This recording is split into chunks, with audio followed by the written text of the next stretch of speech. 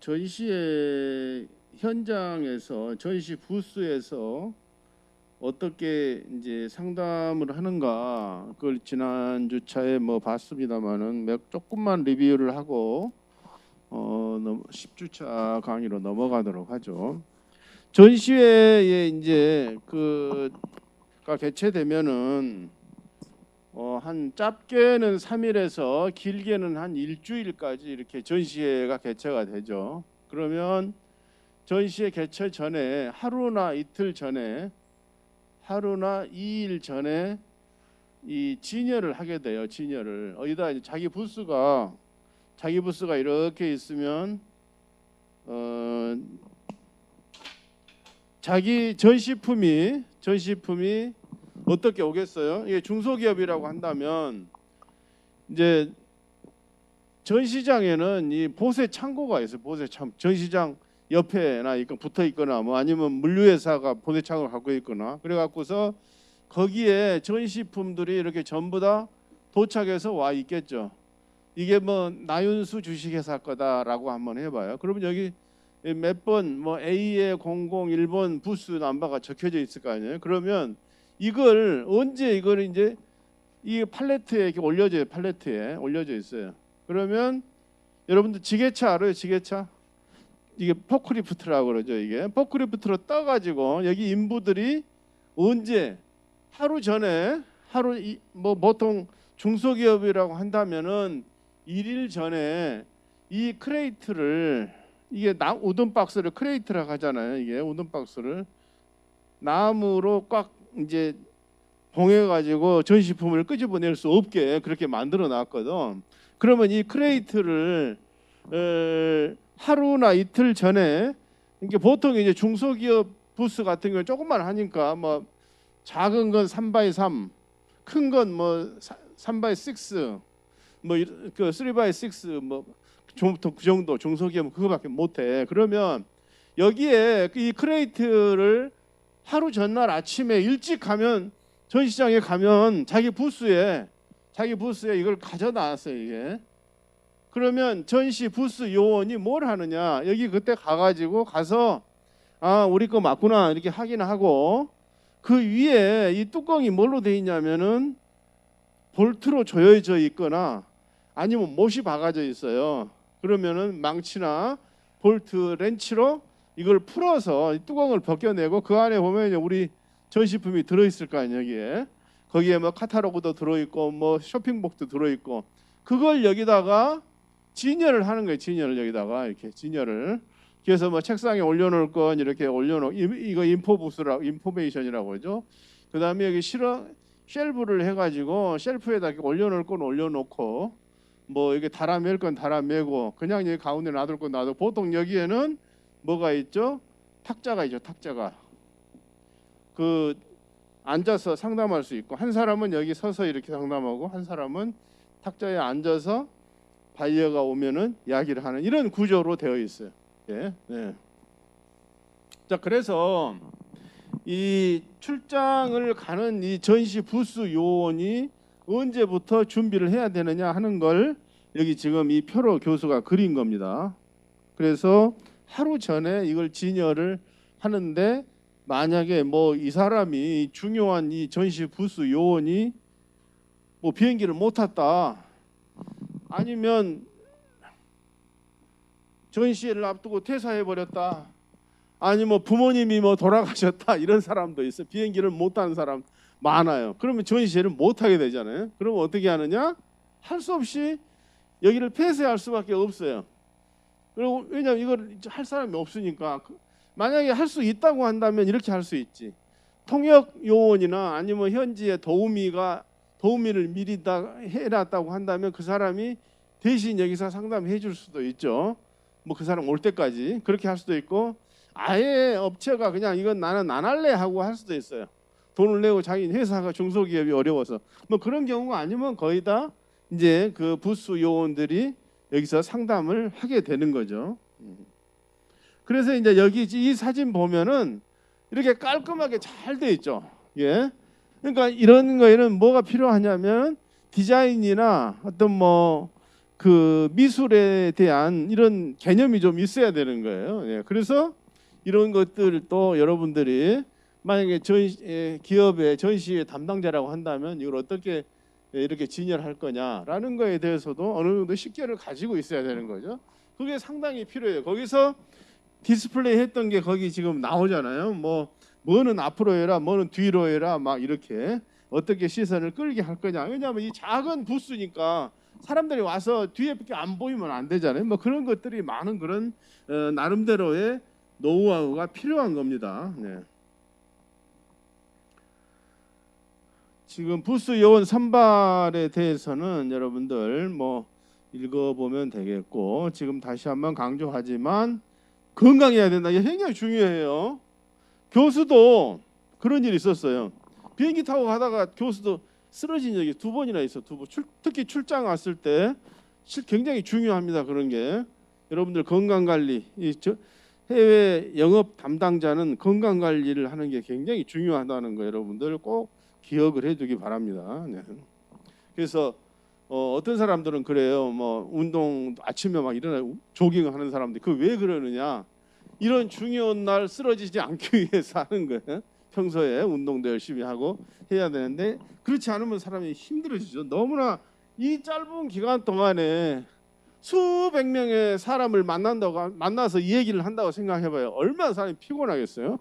하루에 많이 만날 수도 없지만은. 네.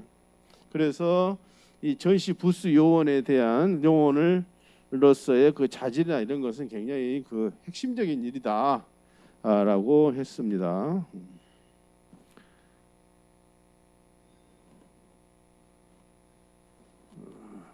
부스 요원의 자세 여기 좀 나온 건데 이런 것들은 우리 동양인으로서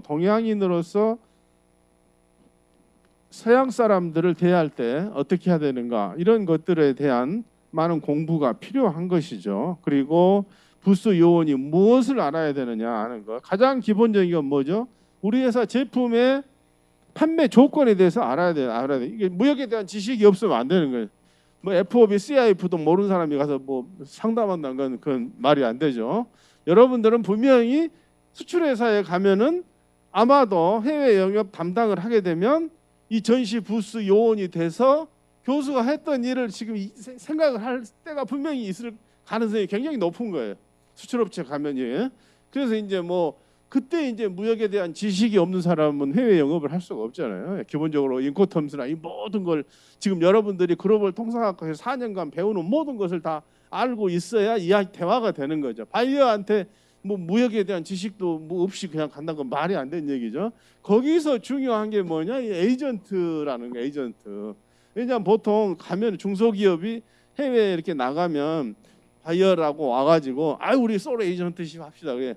나하고 독점 계약하자 이거죠. 다른 사람들은 못 사게 하고. 그랬을 때 어떻게 할 거냐 이런 것들이 물론 회사의 방침이 있어요. 회사의 사장님이 여러분들이 사장이 됐으면 뭐 당연한 것이고 그래서 어떻게 이 사람 정말 이 사람한테 에이전트십을 줄 거냐 말 거냐 하는 것들을 결정을 하려면은 이런 것들이 필요하다. 네.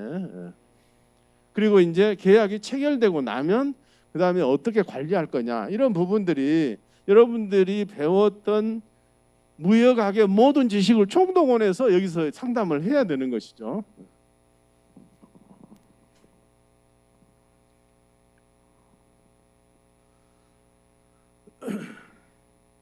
액션에 대해서는 10주차에 다시 또 한번 얘기할게요. 네. 네. 이 사진이 우리 숭실대 학생 지탭 하고 있는 학생 그 사진이 어디 인터넷에 올라 있대요. 그래서 내가 이거 따온 거예요. 아주 열심히 지금 하고 있는 모습을 지금 보여주고 있죠. 여기 지금 나와 있는 상담 부스 요원의 그런 모습을 아주 잘 보여주고 있어요. 깔끔한 복장으로 아주 열심히 지금 설명을 해주고 있죠. 네. 그 기업에서도 요즘은 CS 교육을 많이 받아요. 커스터머 세티스팩션, 커스터머 서비스. 나도 코트라에 있을 때 대한항공에서 그 스튜어디스를 가르치는 분이 회사에 와가지고 친절 교육을 했는데 나도 교육을 여러 번 받았어요. 이게 보통 여러분들 얼마나 친절한지 모르겠는데 여러분들 직장에 들어가면 공무원이들도 마찬가지고 지금은 친절 교육을 다 받습니다. 전부 다. 여러분들 한번 가보세요. 우리 여기 우체국에 가봐. 우체국 공무원들 아니에요? 그 사람들 어떻게 하는지 한번 눈여겨보라고. 굉장히 친절하게. 옛날에 친절하지 않았어. 공무원들 하나도. 그런데 지금 그게 아니에요. 대기업도 마찬가지고 똑같은 물건을 팔아도 어떻게 손님들한테 바이어한테 우리의 회사에 좋은 인상을 주고 하나라도 더 사게 만들 것이냐. 이게 이제 회사의 성패를 좌우하는 거거든요. 그래서 의식적으로라도 그런 교육을 많이 받고 친절하게 하고 하는 것들이 이 전시장에서 그대로 실현이 돼야 되는 거예요. 이게 그걸 지난주 그리고 오늘 좀 집중적으로 여러분들 배우게 될 겁니다. 그래서 어떻게 하면 외교적으로 얘기할 수 있느냐 하는 거, 기분 나쁘지 않게 그런 것도 많은 훈련들이 필요한 겁니다. 훈련들이 더구나 그걸 영어로 얘기한다고 해봐. 영어로 그랬을 때 물론 교수도 이제 오랜 외국 생활을 하면서 외국 사람들하고 이야기를 할 때 제일 어려운 게 사실은 미국이나 영국에서예요. 영어로 얘기할 때. 왜냐하면 그 사람들은 원어기 때문에. 근데 미국이 좀 더 어려워. 왜냐하면 미국은 이 단어가 좀 일반적인 우리 단어 막 안 틀린 단어를 막 쓰는 거 그런 게 많아요. 그래서 또 어떤 사람들은 미국식 영어만 또 배우니까 영국 가면 좀 헷갈린다고 하는데 어쨌든 오히려 영어권에 가면은 말을 하기 쉬운데 그 사람한테 정확하게 얘기를 하고 있는가 이런 것도 좀 힘들어지고 그 대신에 제 3국 영어 비영어권 사람들하고 얘기할 때는 좀 쉽지. 그 사람도 영어 잘 못하니까 같이 이제 의사소통만 되면 되는 거니까 어쨌든 그렇더라도 상대방과 대화할 때 어떻게 얘기하는 지금 여러분들이 무역학과에서 많은 것들을 지금 무역학에 대한 이론을 지금 공부를 하는데 그 공부했던 것을 바탕으로 해서 실제로 무역학과의 궁극적인 얼티메텀 바이어가 커스터머가 누구예요? 바이어잖아요. 바이어. 내 물건을 사줄 사람. 그 사람들을 이렇게 한두 명씩 만날 수도 있지만은 전시의 현장에서는 한꺼번에 만나. 한꺼번에.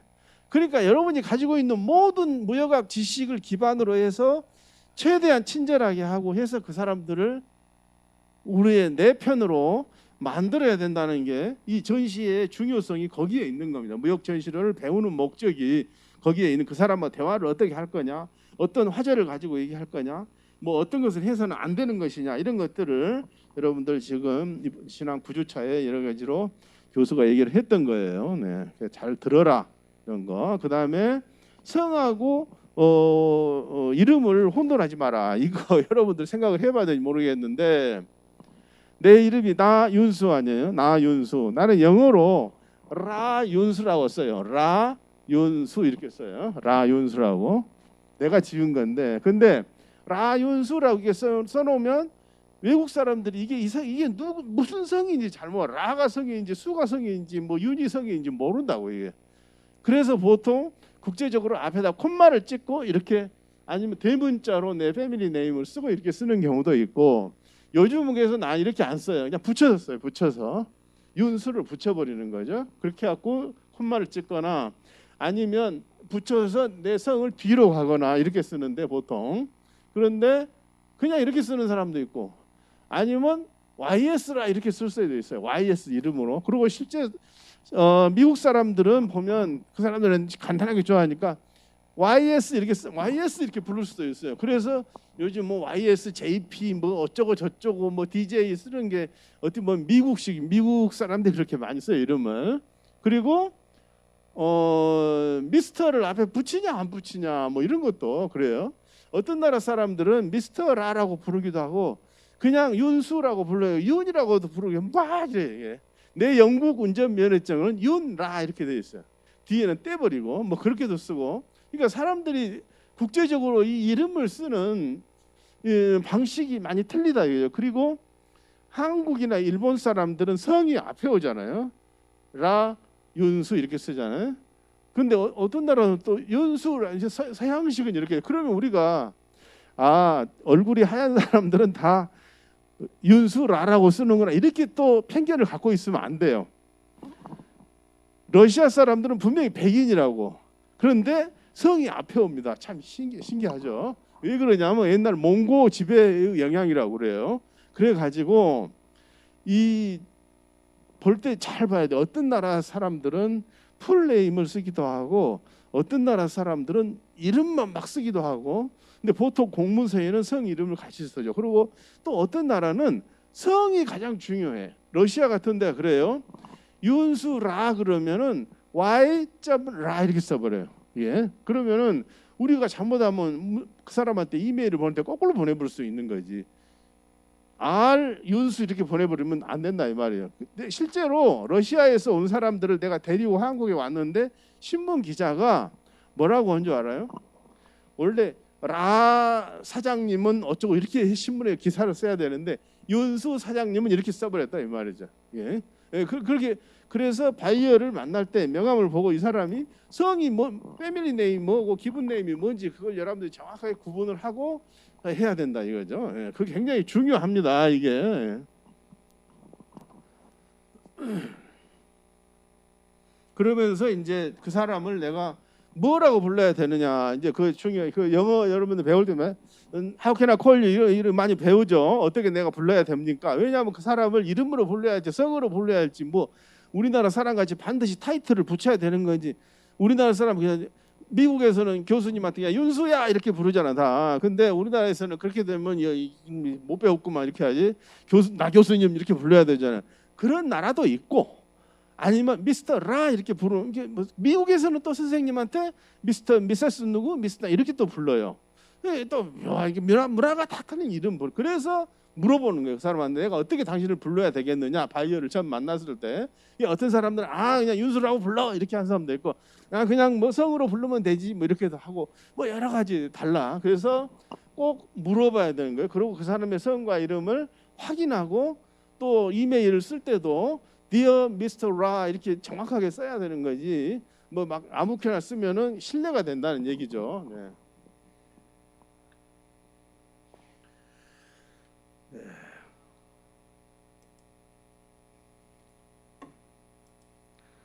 자, 오늘 9주차 조금 보충은 여기까지 하고요. 오늘은 이제 10주차 하겠습니다. 하면 누구야? 조진원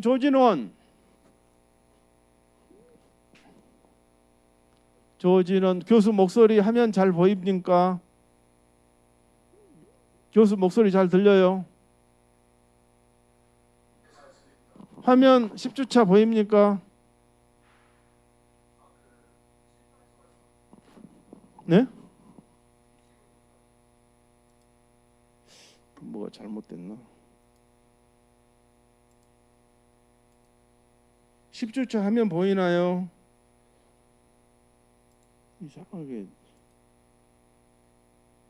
네. 할 수 없네. 이거 이대로 할 수밖에.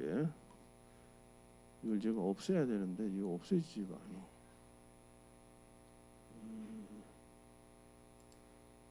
그냥 합시다.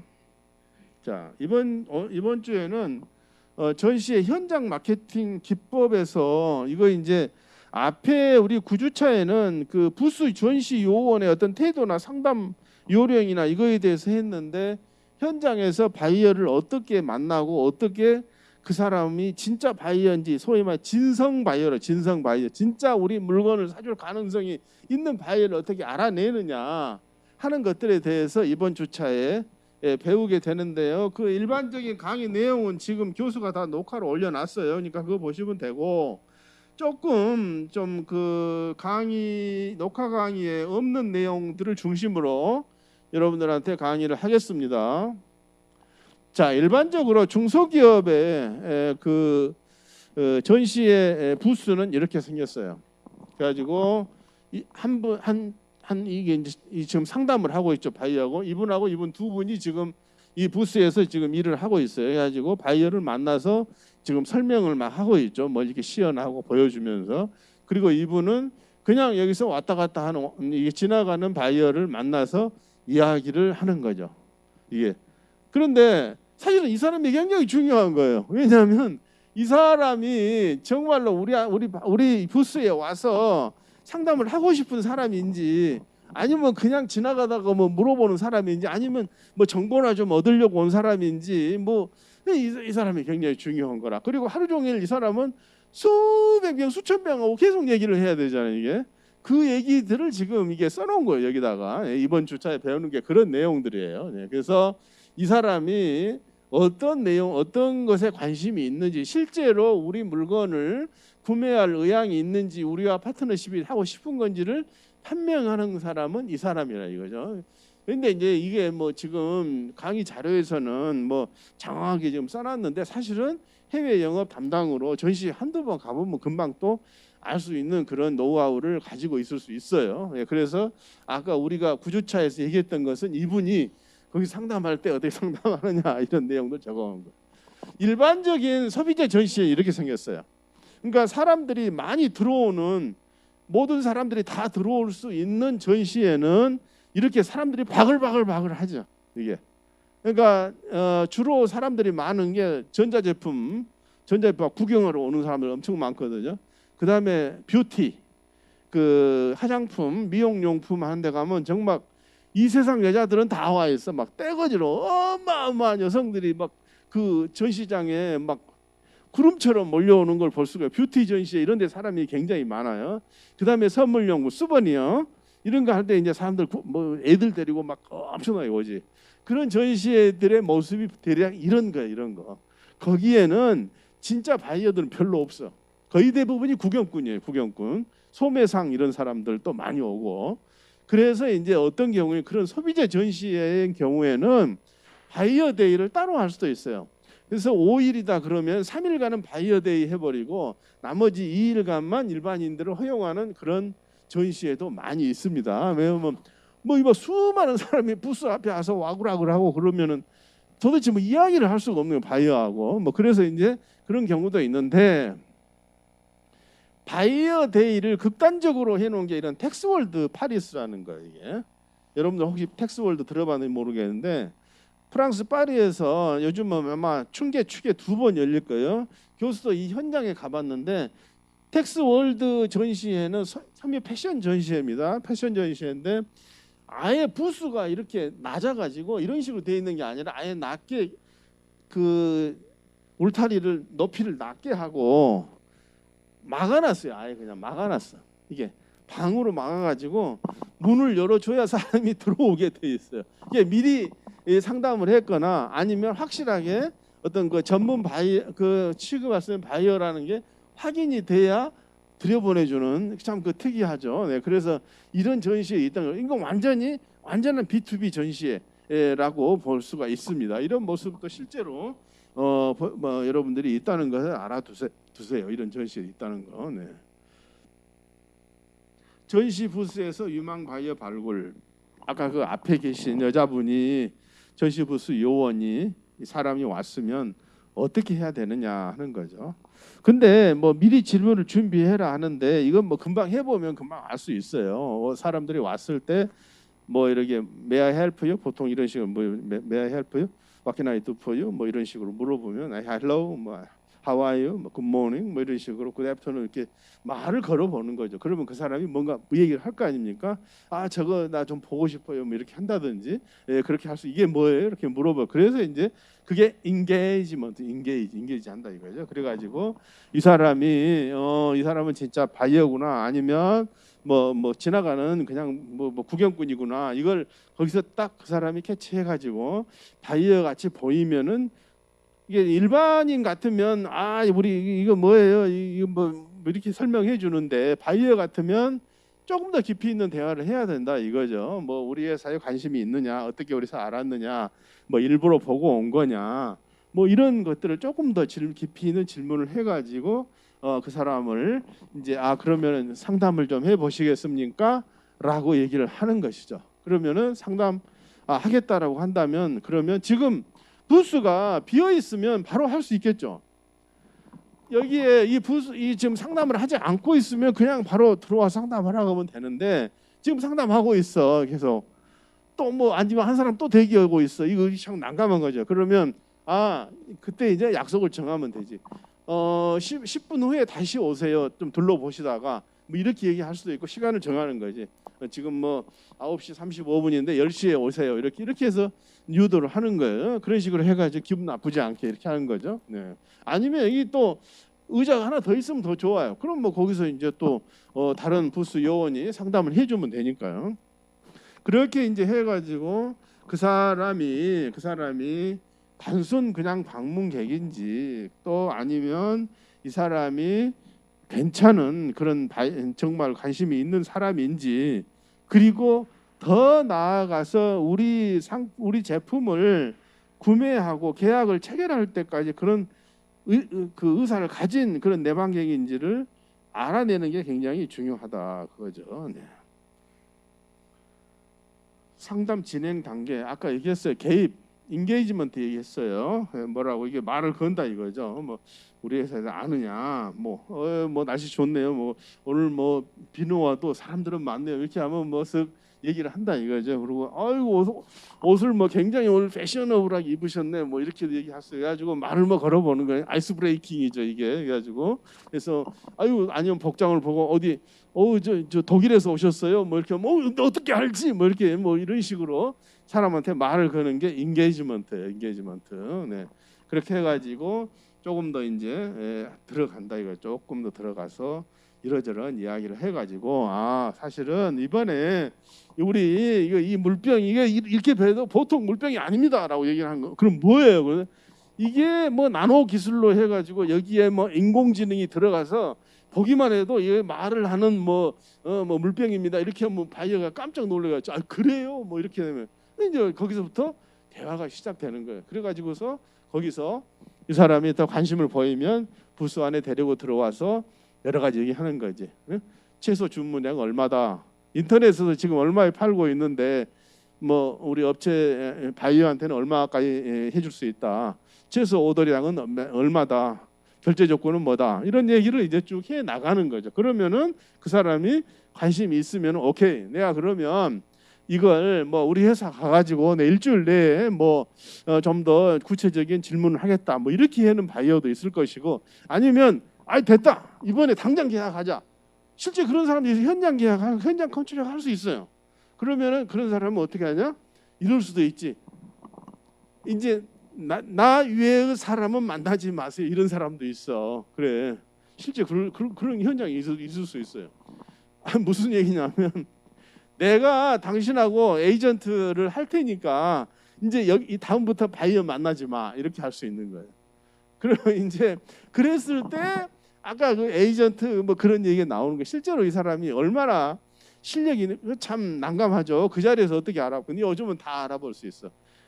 그 사람하고 어떻게 하느냐, 거기서 다 모든 걸 하는 게 아니라 어차피 2차 3차 또 미팅을 해야 될 거 아니에요.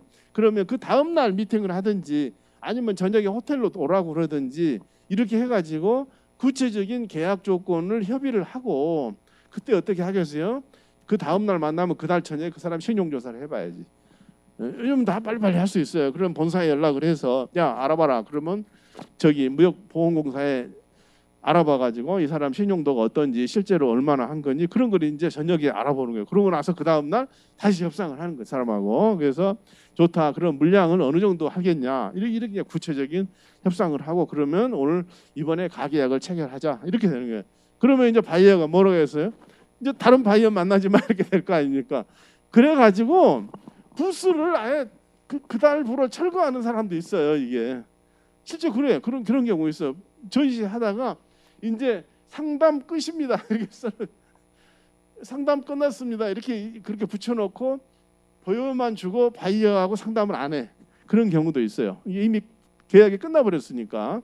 어떤 그런 것도 교수가 현장에서 목격을 한 적이 있는데, 어쨌든 그런 경우는 굉장히 특이한 경우고, 현장에서 완전히 에이전트 계약까지 끝나는 경우는 아주 특이한 경우고, 대부분은 뭘 하느냐, 대부분은 세일즈 리드만 확보하는 거예요. 왜냐하면 전시장에 그 많은 사람들이 계속 와서 상담을 하는데 한 사람만 붙잡고 지금 10주차에 그런 질문을 했어요. 9주차에 했나? 계속 그 사람 한 사람 잡고 뭐 1시간 2시간 얘기할 수 없잖아요. 보통 뭐 10분 20분 정도 얘기하고 아 그러면은 내가 샘플을 보내주겠다. 아니면 뭐 구체적인 뭐 오퍼를 곧 내주겠다. 아니면 뭐 내일 다시 만나자. 뭐 이렇게 이제 약속을 하는 것이지 그 자리에서 한 사람 뭐 계속 얘기하는 게 아니다. 다음 사람 기다리고 있으니까 그런 식으로 이제 상담이 진행되는 거니까 거기서 세일즈 리드 그러니까는 그 바이어가 어떤 게 이름이 뭐고 회사 이름이 뭐고 그 사람의 직책이 뭐고 뭐 이 사람이 어느 정도 뭐 파워가 있는 사람인지 알아내는 정도로 전시 부스에서는 끝나는 게 맞는 거예요. 그리고 이 사람하고 이 사람이 거래가 시작되면은 얼마나 연간 물량은 어느 정도 되고 이 사람의 유통 채널은 지금 얼마나 가지고 있고 이 사람 온라인에서 파는 사람이냐 오프라인 파는 사람이냐 이런 정도만 적어 가지고 가는 것이 맞는 겁니다. 전시장에서는. 예. 그래서 이제 여러 가지 이야기들을 하고 물어보면 답변을 해주고요. 여기 뭐 제품 설명할 때 너무 빨리 설명을 하지 마라. 그런 얘기는 제가 그 교수가 질문 과제 해설할 때도 그런 얘기 했지만은 유통업체 그러니까 바이어라는 게 누구예요? 바이어가 누구냐 이거죠. 바이어는 유통업체인 경우가 많아요. 예를 들어 삼성전자 스마트폰을 취급하는 유통업체다라고 어느 나라의 딜러라고 해봐요. 그럼 그 사람이 삼성전자 그 복잡한 반도체가 몇 개고 뭐 퀄컴이 어떻고 뭐 말만 들었지 그게 기술적인 건 모르지. 그 사람한테 삼성전자 엔지니어가 정확하게 막 스마트폰의 기술에 대해서 설명하면 알아듣겠어요. 뭔 말인지 모르지. 그런 건 너무 많이 알수록 또 장사 못해. 오히려 거꾸로. 그래서 너무 복잡하게 막 이렇게 얘기하면은 바이어가 이건 뭐 못 알아듣는다 이거죠. 그 사람이 그것을 판매하는데 충분할 정도의 제품에 대한 설명만 해주면 되는 거예요. 더 이상 많이 안 해줘도 된다 이거죠. 예. 나중에 뭐 한국에 왔을 때 공장을 보여준다든 이렇게 해야지 그 자리에서 뭐 제품에 대해 다 어떻게 설명해 주겠어요. 네. 그런 것도 미리 좀 연습을 해놓는 게 좋겠다는 거죠. 네. 그리고 이제 정보 수집 다 얘기했어요. 그 사람 이름이나 회사명, 이메일, 홈페이지가 뭐냐, 다음 단계 약속이 뭐냐 이런 것들. 그리고 이제 그 사람이 뭘 요구하느냐, 뭐 카탈로그가 필요하다 하느냐, 뭘 하느냐 이런 것들 요구 사항을 정확하게 하는 게 중요하죠. 왜냐하면 그 요구 사항을 정확하게 알아가지고 사후 관리를 해야 되는 거니까. 전시회 갔다 왔는데 그 사람이 뭐 얘기했더라 이거 기억도 안 나 이게 꽝이죠 이게. 그러면 중요한 바이어를 놓치게 되는 거니까. 네. 자 그리고 마지막에 이제 대화 종료 이것도 중요해요. 왜냐하면 아까 얘기했잖아요. 한 사람 막 뭐 30분 1시간 이야기할 수 없다고. 보통 10분 20분 정도 얘기하고 또 그 사람 넘어가야 돼. 그러면 그 사람한테 엑스큐즈를 해야 될 거 아니에요. 네? 오늘은 여기까지 얘기하고 다음 손님이 있어 죄송합니다. 내일 추가로 얘기합시다. 아니면은 전시회 끝나고 우리가 이메일 보낼게요. 이메일 주고 이렇게 해서 대화를 적당한 선에서 끝내야 되는 거예요. 계속 얘기할 수 없는 거니까. 네. 그 얘기가 지금 그 6번에 있는 거예요. 네. 그리고 이제 특히 뭐 보니까 이거 바이어 긴지 아닌지 잘 모르겠어. 이게 그럴 때는 좀 미안하다고 하면서 다음 손님이 있어 죄송하다 이렇게 해서 대화를 끝낸다는 거죠. 네.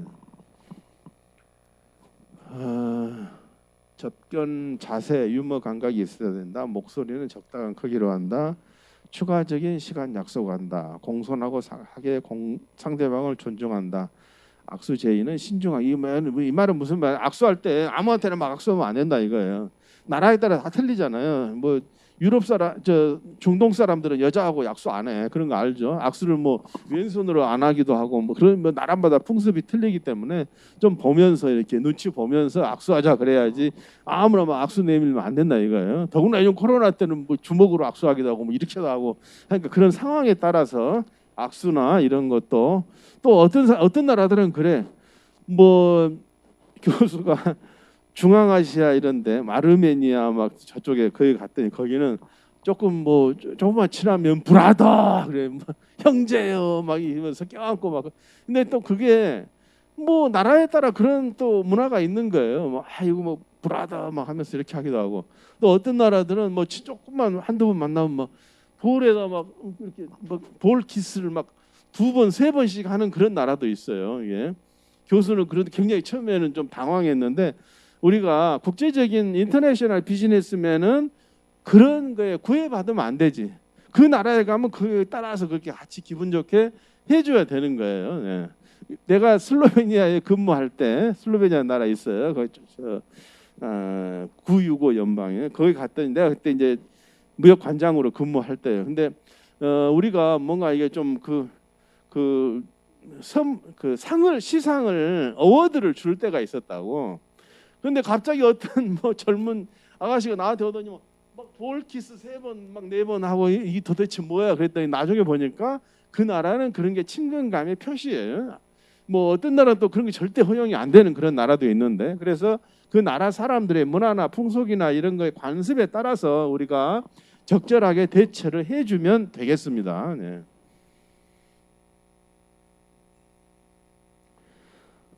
액션 등급화하는 방법 했는데 이거 지난 주차에 했던 거하고 비슷한 얘기입니다. 이건 다 설명은 많이 안 할게요.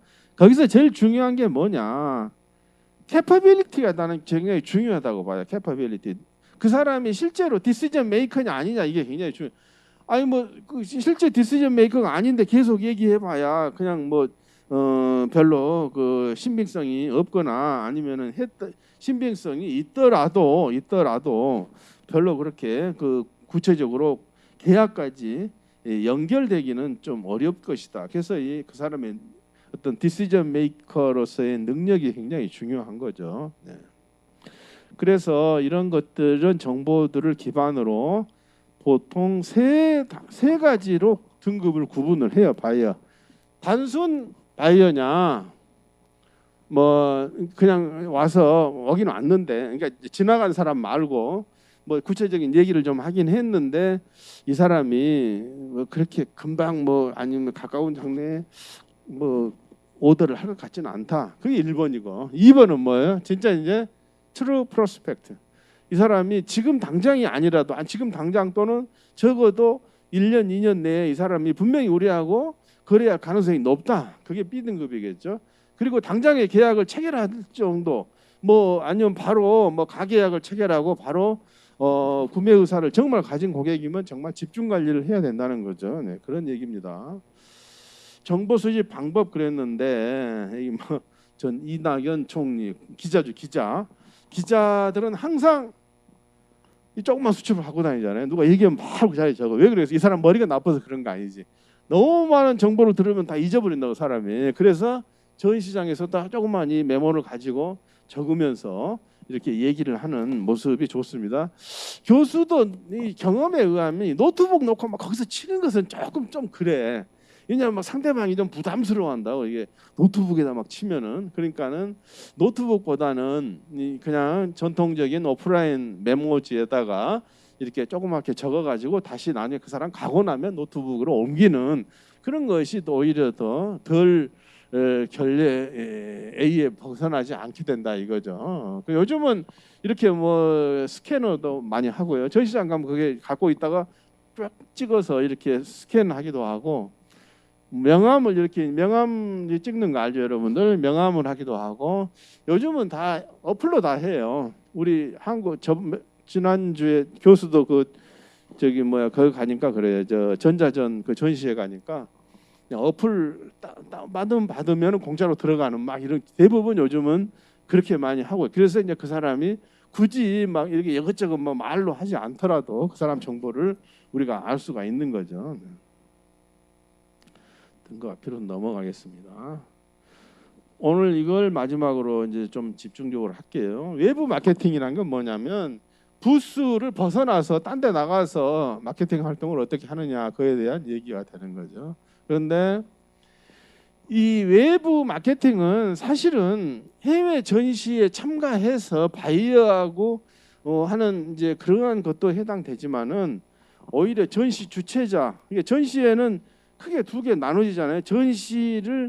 전시회를 주최해서 공급하는 공급자와 그다음에 그 전시 주최자가 마련해 놓은 전시장에 가서 제가 참가 업체로 하는 두 가지로 크게 나눠지는데, 두 사람으로 그 전시 주최자 입장에서도 여기 지금 지금 교수가 얘기할 내용들을 좀 알아야 돼요. 그리고 여러분들이 그러니까 전시장을 운영하는 운영자도 이런 서양식 매너를 알고 테이블 매너를 알고 있어야 돼요. 그리고 여러분들이 전시 주최자라 해도 어떤 사람들이 이런 게 필요할까 이런 게 알아야 되는 거. 그리고 여러분들이 바이어 입장이 될 수도 있고 셀러 입장이 될 수도 있잖아요. 그러니까는 그래서 이건 단순히 뭐 현장에서 꼭 뭐 전시회 외에서 하는 그걸 떠나서 일반적으로 그 해외 비즈니스를 외국과의 관련 비즈니스 할 때는 여러분들이 이걸 상식적으로 알아야 되는 내용들이라는 거죠. 네. 기존 고객 관리의 중요성 늘 그런 얘기 하잖아요. 산토끼보다 집토끼를 잘 챙겨라라는 거 아닙니까? 산토끼를 새로 잡아온 거였지만 집토끼 다 도망가 버리면 안 되니까. 왜냐하면 기존에 거래하던 바이어들은 어쨌거나 크든 작든 간에 분명히 그 사람들은 계속 우리하고 거래를 하고 있는 사람들인 거예요. 그래서 그 사람들을 전시장에서 만났을 때 정말 반갑게 하고 그 사람들이 좀이라도 불편한 게 있는지 그런 걸 알아보고 또 시간을 따로 내서 전시장에서 10분, 20분 동안에 무슨 얘기 다 못 하잖아요. 그러니까는 따로 시간을 내서 저녁 식사를 같이 하면서 얘기를 하라 그런 얘기예요. 그래서 여기 뭐 식사가 굉장히 중요하다 그런 얘기를 한 겁니다. 네.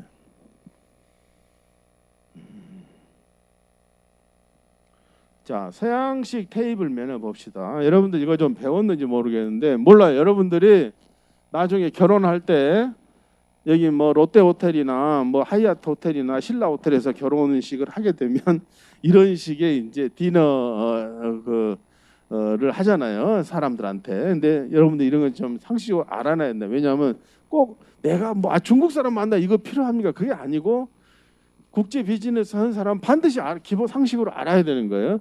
여러분들이 바이어를 접대할 수도 있고 아니면 바이어나 해외 파트너가 여러분을 초대할 수도 있어요.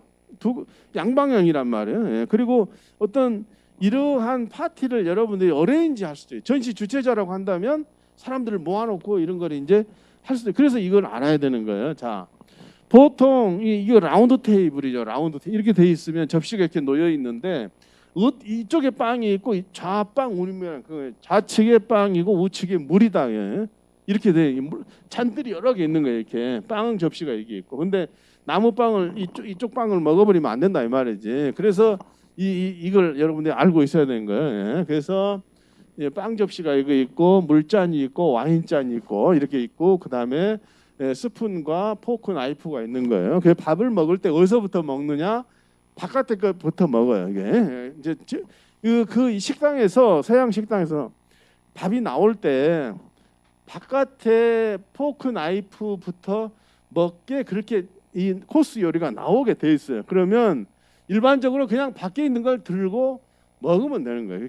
그렇게 이미 나올 때 그렇게 진열을 해놓는다니까 그 순서에 따라서 바깥에 것부터 하나씩 먹고 나면 여기다 올려놓죠. 그러면 이제 다 먹었다는 건 뜻이죠. 네. 냅킨이 여기 올려 있을 수도 있고 플레이트 위에 올려 있을 수도 있어요. 네. 냅킨을 여기서 이제 그런 거 상식을 안 하는 밥 먹다가 화장실 갔다 왔다. 옛날에 담배 피러 갔다 온 사람 요즘 담배 안 피지. 갔다 오면 자기 자리에다가 냅킨을 놔두면 이 사람은 안 갖고라. 근데 냅킨을 플레이트 위에다 올려놓잖아. 밥 먹고 그 사람 이제 끝난 사람이 이제 집에 가버렸다 그 말이지. 여기다 절대 올리면 안 되겠죠. 중요한 얘기입니다. 와인을 보통 서양식 저거에서는 본 정찬을 할 때 그때 본 메뉴를 먹을 때 이 와인을 마시게 돼요. 그래서 보통 이제 뭐 따뜻한 음식이냐 찬 음식이냐 생선이냐 고기냐에 따라 미트냐 뭐 피시냐에 따라서 뭐 화이트 와인을 마시느냐 뭐 레드 와인을 마시느냐 이렇게 하는데 기본적으로 최소한 여러분들 국제 비즈니스맨이 되려면 이 와인 라벨 있잖아요. 라벨을 읽는 방법을 조금은 알고 있어야 돼요.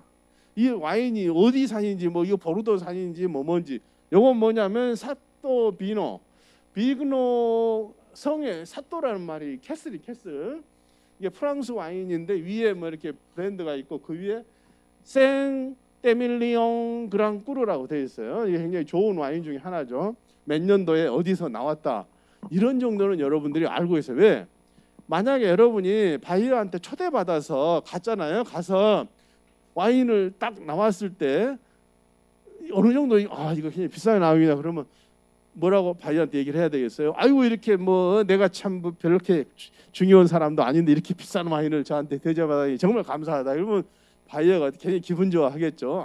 이렇게 뭐 그게 조금 알고 있어야 된다. 그리고 와인을 보통 시키는데 여러분이 만약에 호스트를 한다, 서양 사람을 접대한다 하면은 와인도 모르고 무슨 접대를 하겠어요? 뭐 시킬 줄 알아야지.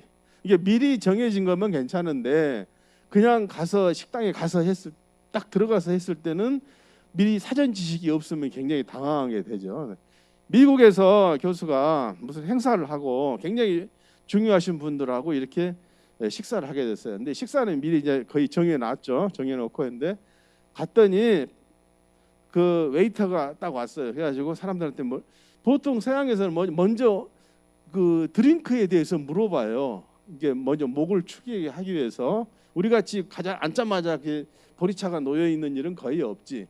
가서 물어본다고. 뭘 드시겠습니까? 나는 시원한 맥주 한 잔 주세요. 나는 물 한 잔 주세요. 나는 주스 주세요. 이렇게 하는데 어느 분이 딱 그래서 난 워터 그랬거든. 물 주세요 그랬단 말이에요. 그냥 영어가 좀 짧은 분은. 그러니까 이 웨이터가 뭐라고 하냐면 어떤 종류의 물을 드릴까요? 무슨 물이 있죠? 그러니까 이게 베리에 볼빅 우리 집에 지금 물 종류가 35가지가 있는데 뭘 드시겠습니까? 오 마이 갓, 이게 참 미치는 거지. 물이 브랜드별로 35가지가 있다 이거예요. 실제 그런 최고급 식당에는 그래요. 물 종류가 다 틀려, 전부 다. 그러니까는 알고 가야죠. 그래서 여러분, 우리는 물을 그냥 그 일반 플레인 워터를 먹죠. 거품이 안 돼. 서양 사람들은 우리가 먹는 플레인 워터를 안 먹어요. 대부분이 스파클링을 먹습니다. 여러분들 베리에 알아요? 베리에 파란 병에 든 거, 녹색 병에 든 거, 그거 다 저거 스파클링이라고. 그래서 물을 마실 때도 여러분들 그 물 종류 알아야 돼. 스파클링인지 플레인 워터인지 알고 해야지. 여러분들 처음 그 스파클링 먹으면은 먹기 힘들어. 그런데 한두 번이 이제 자주 먹는 서양 사람들은 그것만 마셔요. 이제 그런 어떤 상식을 알고 있어야 된다. 그게 다 테이블 매너에 해당되는 거예요. 이 세상에 있는 수천 가지의 와인 종류를 다 알 수는 없지만 최소한 이 라벨 정도는 읽을 수 있어야 된다. 어느 와인이 굉장히 비싼 건지 그런 정도는 우리가 알고 있어야 됐다는 얘기죠. 지금 그걸 앞에 얘기했던 걸 지금 한글로 지금 써놓은 겁니다. 예. 그래서 지금 남바 써놨잖아요. 2번은 1번은 전체 요리다. 3번은 생선 요리다. 4번은 고기 요리다. 왜냐하면 그 서양 음식은 찬 거부터 먹거든요. 이게 스프 먹고 찬 거 먹고 그다음에 따뜻한 거 먹고. 그러니까는 웨이터가 그걸 진열할 때 그런 식으로 포크를 지금 이렇게 진열을 해놓은 거죠. 네. 자, 서양식 테이블만 한번 봅시다. 메뉴에 대해 사전에 공부한다. 이게 뭐예요? 여러분들 혹시 프랑스 식당에 가본? 한국에도 요즘 프랑스 식당 좀 있죠, 서울에. 프랑스 식당 가면 메뉴판을 읽을 수가 없지. 불어로 다 돼 있는데. 그래서 사실은 유럽의 아주 그 탑 클래스 비즈니스맨들이나 로이어나 이런 사람들은 반드시 프렌치를 합니다. 같이. 유럽의 독일이나 영국이나 프랑스 사람들은 영어하고 잉글리시 프렌치 정도 두 개의 언어는 다 해요. 좀 공부를 많이 한 사람들은. 여러분들은 불어를 하면 좋겠지만 불어 안 했더라도 메뉴판 정도의 어느 정도 이해는 할 수 있어요. 왜냐하면 불어가 단어가 비슷하거든. 그래서 읽는 방법 정도는 알고 있어야 되는데 어쨌든 식당에 갔을 때 우리가 이제 미리 이렇게 다 메뉴가 정해진 단체 식사면 상관이 없는데 한 4명, 5명 이렇게 좀 작게 가면은 거기서 웨이터가 와서 메뉴를 보여주면서 어떤 거 시키시겠습니까? 아니면 메뉴 좀 한 5분 후에 올 테니까 어떤 거 드실지 결정해 주세요. 교수도 88년도에 영국에 갔어요. 갔는데 그때 해도 진짜 촌사람이지. 한국에 뭐 피자도 없던 그런 시절이니까 메뉴판을 딱 펼쳤는데 아무것도 읽을 수가 없어. 뭐 도대체 뭘 시킬 줄 알아?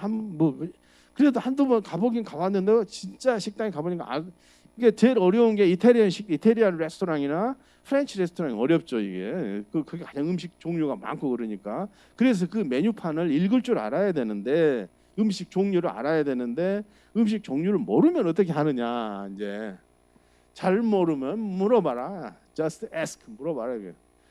그 앞에 바이어한테 물어보는데 나는 이거 잘 모르고 익숙지 않은데 좀 추천해 주라. 뭐 이렇게 할 수도 있고. 그럼 물어볼 거예요. 너는 짠 거 좋아하냐? 매운 거 좋아하냐? 뭐 생선 좋아하냐? 미트 종류 물어보. 그럼 난 생선 좋아해. 생선 종류 뭐 이렇게 아니 뭐 이렇게 해서 물어보면 되는 거예요. 그래 아니면 웨이터한테 물어보든지 이렇게 해가지고 하고 자칫 음식량이 과도하게 많을 수 있다. 진짜 포멀 디너에 가면은 독일이나 영국 사람들 이거 보면 밥이 엄청나게 나와요. 이게 잘 모르고 양. 그래서 그런 것도 물어봐야 돼. 이거 양이 맞냐? 물어봐야 돼. 왜냐하면 반도 못 먹고 남기면 그 실례잖아요. 예. 그래서 그게 이제 물론 또 고급 식당에는 양이 많지 않아요. 그런 거 다 알고. 그런데 어떤 경우에는 막 이만큼 나온다니까. 예. 미국에서 그래. 미국도 가면 식당에 가면 갈비탕 시키면 우리나라 한 2배 나와버려. 그거 먹을 수 있겠어요? 불가능하지. 뭐 그런 거를 알고 이제 좀 하고 모르면 물어봐라. 막 미투 그러면 안 된단 말이에요. 그거는 전혀 상식이 없는 사람을 쳐버리니까. 자리 주문한 뒤 자리 바꾸면 안 돼. 핸드백은 의자 뒤에 놓는다. 포크 하나 바가지 아까 얘기했고요. 스프는 손으로 떠먹는 거예요. 보통 뒤로 해서 이렇게 떠먹는 거예요. 마시면 안 돼. 스프는. 근데 일본 음식은 또 달라. 일본 식당은 어떻게 하죠? 숟가락이 없어. 이게 마시게 돼 있잖아요. 또 나라마다 틀리죠. 빵은 손으로 뜯어 먹어라. 예, 그렇죠. 빵은 막 이렇게 먹으면 안 된다 이거예요. 빵은 뜯어서 조금씩 먹으라 그런 얘기예요. 생선은 뒤집어 그냥 위에만 먹으라 이거예요. 스테이크는 어떻게 하죠? 스테이크는 한꺼번에 막 썰어놓고 막 먹는 게 아니라 조금씩 먹을 때마다 썰어라 그런 뜻이죠. 네, 그런 거. 그다음에 포크 나이프는 식사 중에 팔자로 놔라. 팔자로 먹을 때는 팔자로 이렇게 놓고 다 먹고 나면 11자로 놔가지고 그러면 그럼 웨이터가 다 먹었구나 하고 가져가는 거죠. 식사가 종료되면 아까 냅킨 얘기했고요. 그리고 주관자가 먼저 식사하라고 부탁하면 조금씩 시작한다. 아니 다른 사람 먹지도 않은 자기부터 먹으면 안 된다 이 말이에요. 보고 좀 뭐 웃으면 왜냐면 왜 조금 기다려야 되냐면 다른 게 더 나올 수도 있거든. 근데 벌써 자기 혼자 먹고 있으면 되겠어요. 분위기 눈치를 싹 보면서 그날 주관하는 사람이 또 한 말씀 하실 수도 있거든. 첫 번째 식사가 나왔을 때 초대한 주인이 한 말씀 오늘 우리 중요한 한국에서 미스터 김 프레지던트 킴이 오셨는데 정말 이거 반갑습니다. 그러면 또 이제 또 그 김 사장님이 또 한 말씀 하셔야지. 초대해 줘 고맙습니다 이렇게 해야지. 먼저 먹고 있으면 안 된다 이게 잘 눈치 봐가지고 식사 그러면 이제 다 끝나고 나면은 그 호스트하는 주인이 자 드세요 빨리 드세요 식기 전에 뭐 이렇게 하면은 식기 전에 드세요 그건 서양에도 똑같은 말이 있어요. 또 한국말은 똑같아. 그렇게 하면 밥을 먹기 시작한다 그런 얘기고요. 그다음에 식기는 죽지 않는다. 좌방우물. blood on the left, drink on the right. 그 말이 있더라니까. 영어에도 있어. 좌방우물. 여러분들 그거 알아야 돼. 여러분들 저거 알죠? 핑거볼 알아? 핑거볼 알지? 요즘 많이 했어요. 거기다 마시는 거 아니에요. 손 씻는 거예요 이게. 거기 레몬 하나 들어가 있잖아요. 레몬이 둥둥 떠 있잖아요. 그럼 맛있는 물인 줄 알고 먹으면 안 된단 말이죠. 상대방을 배려해라. 식사 종류를 같이 알아. 같이 가급적이면 끝내라 이거예요. 네, 그런 정도의 매너는 알고 여러분들이 하는 게 좋겠습니다. 정보 수집 그랬는데 정보 수집 뭐있어 내가 뭐 하나 해놓은 게 있는데 없어졌지.